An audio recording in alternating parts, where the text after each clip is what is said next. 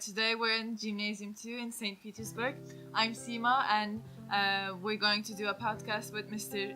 Phillipp Schmoll about the history of the Model United Nations in Nevsky MUN. Hi, welcome. How are you? Hi, fine. How are you? I'm fine, thank you. Should we proceed with the first question? Certainly. Okay, can you please define what is Model United Nations? Model United Nations is a simulation. It's a game. You play. You pretend you're adults at the UN in New York, and you try to solve problems that the world is confronted with. A game? Is there winning or losing in this game? That's a very good question. In some schools, it's a very competitive game. They want to win. They want to be the best delegation. They want to be the best delegate. At Nevsky, for us, it's not so important. It's important for our students to be engaged, to know something about the topic, and to learn something about themselves and the people in their committee. Okay. So what you defined the Model United Nations, but what does it actually mean to you? It's, I think, one of the most important activities for young people because you get to deal with a very serious issues confronting our world. Because oftentimes in the classroom, it's very dry. It's nice. The teachers do their best to teach the students and motivate them, and students try their best to be motivated and learn and do well in their exams. But the students in MUN, they teach one another.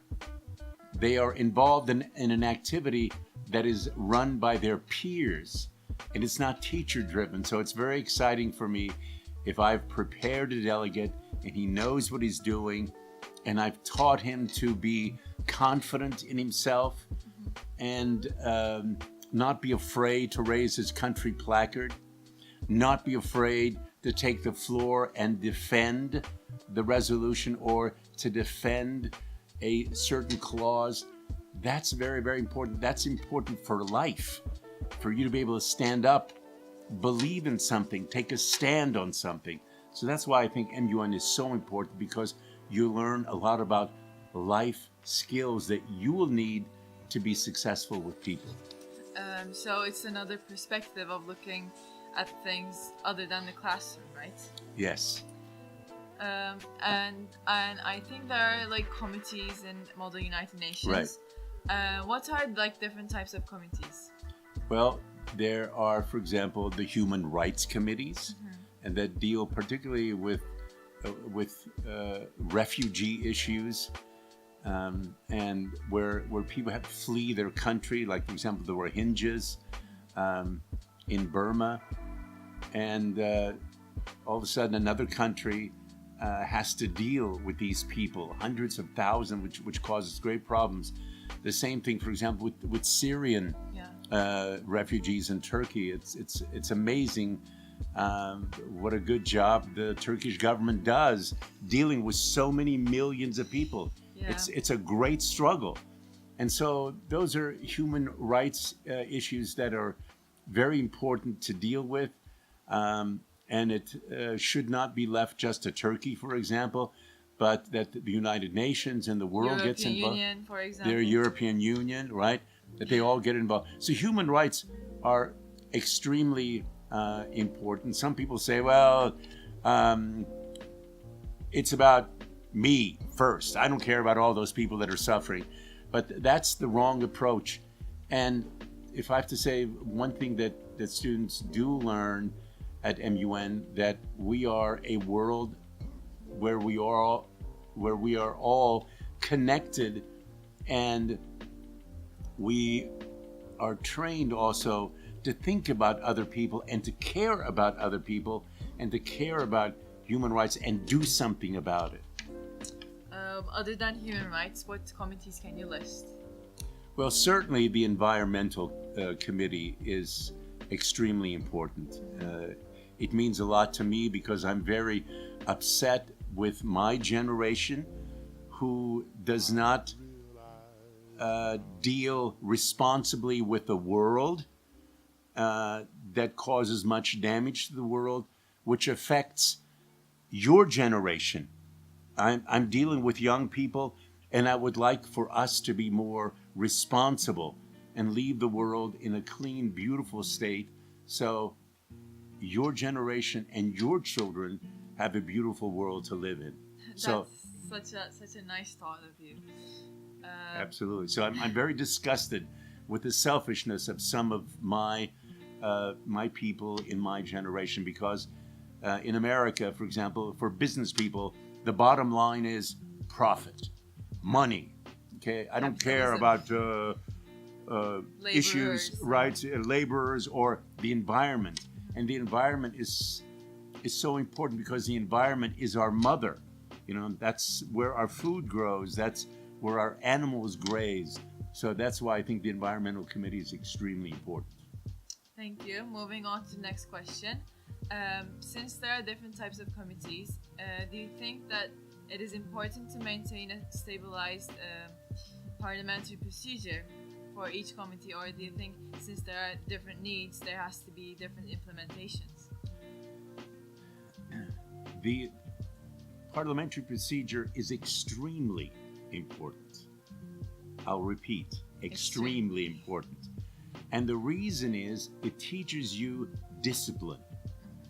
You don't say to someone, hey, you.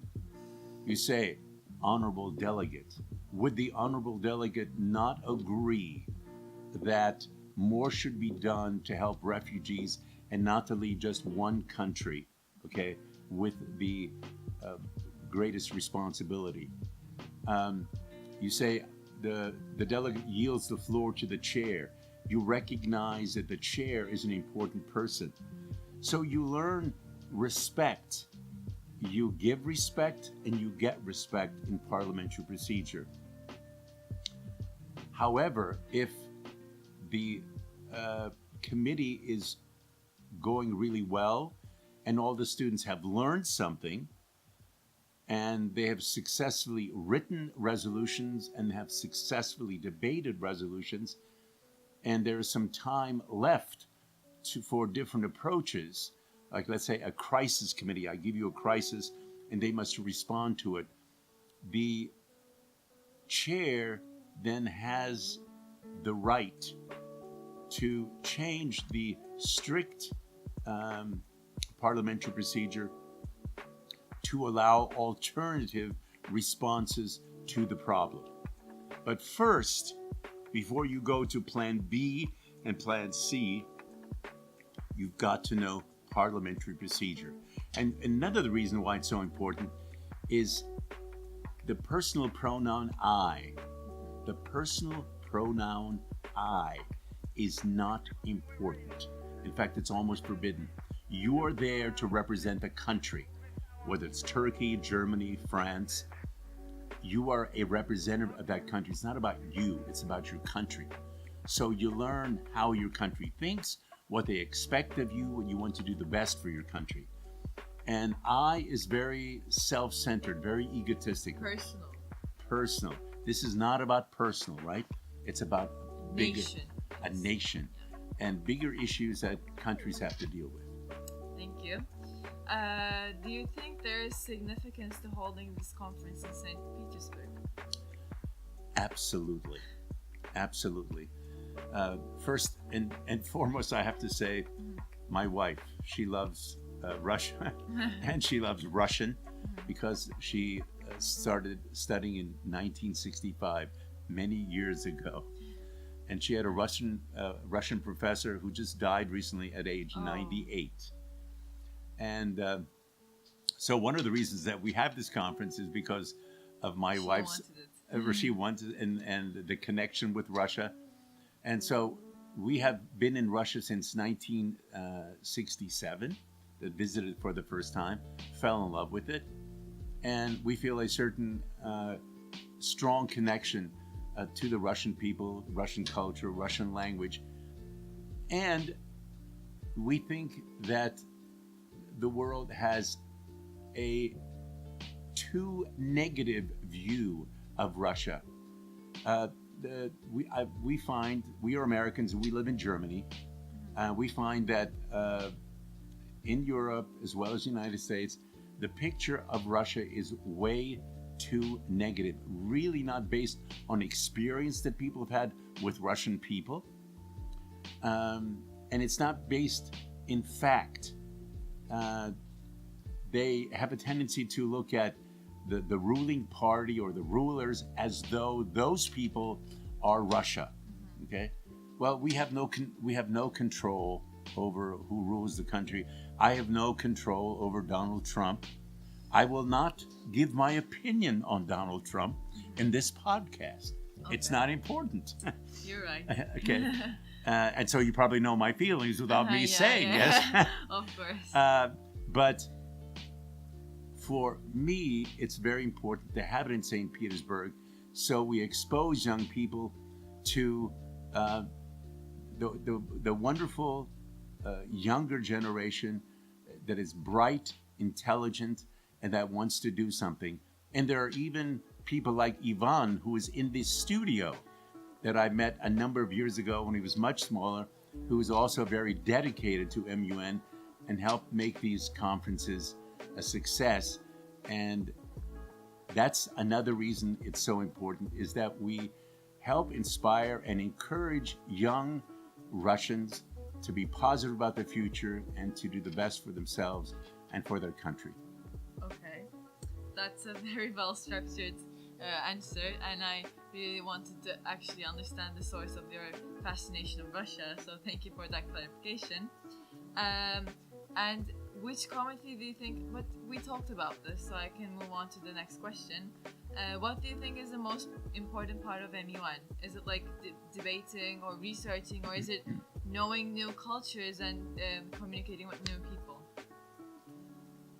One of the most important things about MUN is meeting other people and engaging with them. Because one of the things that's going to be very crucial and critical in your life is, how do you connect with people? You can be a student that has perfect marks. You learned everything brilliantly. You did a great job in your exams. But if you're a zero as a human being in terms of engagement, that's not going to help you in life. If we're going to solve problems, we must get together with people and be able to talk, to be able to listen, and to engage. So if someone comes here to this conference and makes no friends and meets no Russians, he will, or meets no Turks, okay, he will have failed. So he may have seen some beautiful palaces, the Hermitage and all that. That's all well and good, and we love that, and that's part of the experience. But you are here also to learn to get to know other people than your own. Because we know how people are. Birds of a feather flock together, okay? You see, here's the Turkish group. Here's the Russian group. You know, here's the German group and so forth. No, that's not really what we want. We want in these committees for people to work together, to make good resolutions, to talk with one another, to engage with one another, and make friends. You're absolutely right, because without friends, this MUN doesn't mean anything. You're alone, and you need actually countries to support your views so that you can make a change. So without new friends, there's no change in your life. That's right. Okay, so what would you advise to the delegates for their future developments? To allow MUN to be a stepping stone, a beginning. Or an ending. Never an ending, because life continues. A beginning, not an ending. Because what I love is our Secretary General, Yekaterina, she's now at the university, and she is still involved. This is Ivan's last year, who is standing in front of the camera. But we hope that we will see Ivan in the future as well, and that you keep MUN always in your heart, that you care about foreign issues, about what's going on in the rest of the world, and see what you can do to help reduce suffering, to help improve understanding. That once a young person has met Turkish students and has talked with them, has gotten to know them, he will always think positively in his mind about Turkey and Turkish people because he has met some, at this conference. And that's what you get at MUN. You make friends for life. You get a deeper understanding of the world that you don't get really in the classroom, because history can be very dry. What's exciting about being involved in MUN, you are making history and you are engaging in a historical process and you are part of history. So that's what I think is exciting. You're also shaping the future. You're shaping the future. What is your role in MUN? My role in MUN is I'm a motivator. So you're a mentor then. I'm a mentor, yeah. I help organize the MUN conference along with my wife. I always come in November and I do a workshop with the students. And I try to get them excited as well as the teachers. And they have been. They've been over the years. This is our 10th anniversary and we're very excited. Congratulations. Thank you. So we're very excited about our 10th anniversary. But my job I see as a motivator and to get them to believe that the United Nations is an important organization. I know that it fails in a lot of areas. For example, one of the reasons it was founded by President Roosevelt was to prevent more war. We can never prevent all wars, but so the world wars at least. Yeah, the world wars at least, the big ones, right? So it has failed there, but at least it's on the side of good and it helps immensely. For example, those Turkish refugee camps I was talking about where the million people are, the UN plays a huge role in providing the aid, there and so forth and so on, which is very, very important. They do so much for children in the world that are suffering, that are hungry. So that I think is an important thing to keep in mind, that the UN is a very important organization. It gives the world hope. It's not perfect, but it gives the world hope. And one of the things that we want to feel is when they leave St. Petersburg, they feel more hopeful about their own lives and the future, because for a short few days, they were engaged in a problem-solving activity with other young people their age and came up with solutions to make a better world. Why did you take the MUN path? I mean, you live in Germany, you're an American. What flashed your interest towards MUN and towards children? Are you a teacher or? I'm a teacher by profession, and this is my 51st year as a teacher. Okay, so I started teaching in 1968. That's a long time ago. And I'm still very excited, particularly when I see eager faces, enthusiastic faces like yours. Thank you. And many of the students at this school. And that helps me to keep going. If I would see, for example, very bored faces that are yawning, and they find this material very boring, then I would say, well, it's time to hang it up, to quit, right? But that, I would say, is the inspirational thing that keeps me going, and it's worthwhile doing. What would you do if you were a delegate in this conference? Which committee would you choose if you had the opportunity to? So if I were a delegate, this is my personality. I'm not a shy person. If I were a delegate, I would want to get to know people from different countries. I would want to get to know Russians. Since we're in Russia, that would be a priority, right? Of course. And get to know Turkish kids, and get to know the kids from Switzerland, and the kids from Cairo. And I have to say, it was a life-changing experience for me 6 years ago when I met my first Egyptian. I'd never met Egyptian before, and helped me also change my attitude about Arabs. Because, you're right. They're different. Right?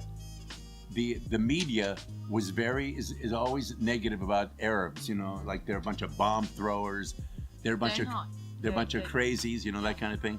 I actually had Arabs close to me, no more than 1 foot, and they didn't harm you. And they didn't throw a bomb, and didn't stick a knife in me or anything like that. And so now when I hear something about Egypt, I really listen, because now I care, now I have a connection. If the students get to know you, that you're from Turkey, we hope that when they hear something about Turkey in the news, they will listen, or they will perhaps also know, well, maybe this is propaganda, it's not really this way. Turkish people are really good, because I met some great ones, So if I were a delegate, I'd want to get to know people from different countries. So when I walk away, I am enriched. The idea is not to come here just to hang out with your school. No, you can do that at home. If you travel all the way from Turkey or from Germany or from the United States and you come to this conference, the idea is to engage. And I have noticed over the years that people are often the most hateful toward other people that they don't really know. They have never met. Yes. And I tell you, with Germany and France, for example, for many centuries, they were enemies. Oh, the French and the Germans. And they fought all these wars back and forth. They always took chunks of land from each other. And then after World War II, there were two people, Charles de Gaulle and Konrad Adenauer, who got together and said, enough, no more. And one of the things that they started arranging is school programs where students would come to visit German schools, or German schools visiting French schools. And that helped change attitudes. So I would say they are great mentors, really, for the MUN program, Charles de Gaulle and Adenauer. If I were in if you asked me if I would choose a committee, perhaps a committee that is very important to me is the Disarmament Committee. Yeah, because in disarmament, we're dealing with weaponry, and very sophisticated weaponry, and too much weaponry and weapons that could be used to improve people's lives and education throughout the world. And with that technology, you can do everything. But why are you using this to kill people rather than educating people? Exactly. Right? Exactly. Yeah. Okay.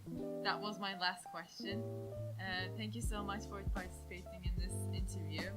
And I really wish the best wishes for you. Okay. And thank you for organizing this conference. Okay, thank you so much. It was my pleasure, and thank you very much for your good questions and your interest into what I had to say.